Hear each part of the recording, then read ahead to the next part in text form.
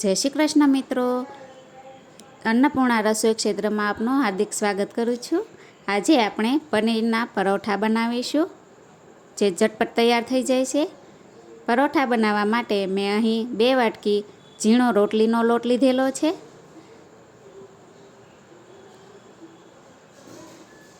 પ્રમાણસર આપણે સ્વાદ પ્રમાણે મીઠું નાખીશું।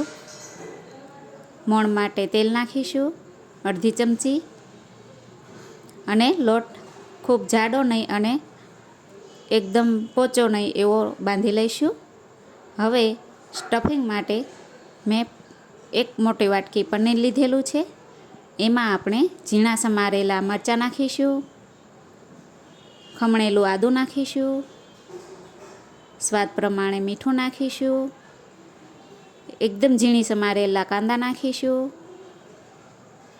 સ્વાદ પ્રમાણે મીઠું નાખીશું,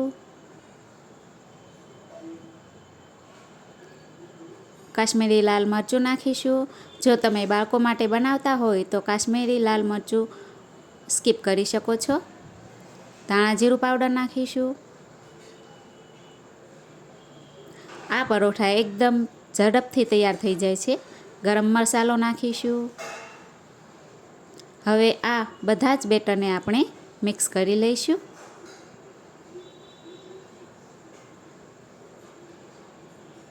આ રીતે બનાવેલા પરોઠા ખૂબ જ ટેસ્ટી થાય છે અને બાળકોને ખૂબ જ ભાવે છે। આપણું સ્ટફિંગ તૈયાર છે। હવે એક નાનો લુવો લઈશું, એને મીડિયમ સાઇઝમાં વણી લઈશું આપણે। થોડું મીડિયમ સાઇઝમાં વણાઈ જાય પછી આપણે આમાં બેટર ભરવાનું છે। હું આમાં 2 ચમચી સ્ટફિંગ ભરી દઉં છું।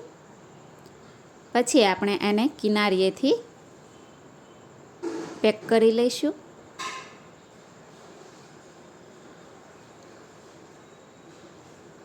એકદમ પોચા હાથે આપણે મસાલો બહાર ના આવે એ રીતે આને પેક કરવાનું રહેશે। હવે એકદમ પોચા હાથે થોડું દબાવીને આપણે આ લુવાને મોટો કરી લઈશું।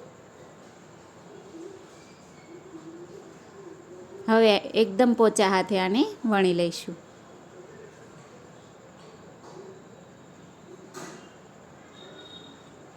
અંદરનું સ્ટફિંગ બહાર ના આવે એ રીતે એકદમ પોચા હાથે વણવાનું રહેશે।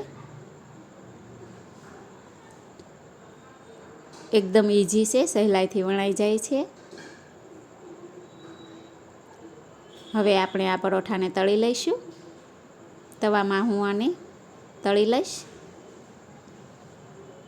એક સાઈડ શેકાઈ ગયા બાદ એને પલટાવીને આપણે ઉપરથી તેલ લગાવીશું।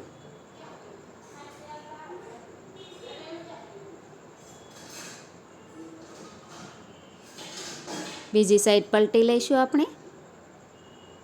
બીજી સાઈડ પણ તેલ લગાવી લઈશું।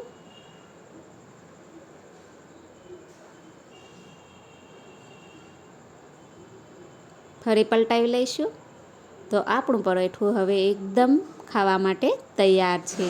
જોતાં જ મોઢામાં પાણી આવી જાય એવું ટેસ્ટી અને હેલ્ધી પરોઠા તમે પણ બનાવજો અને કોમેન્ટ બોક્સમાં જરૂર જણાવજો।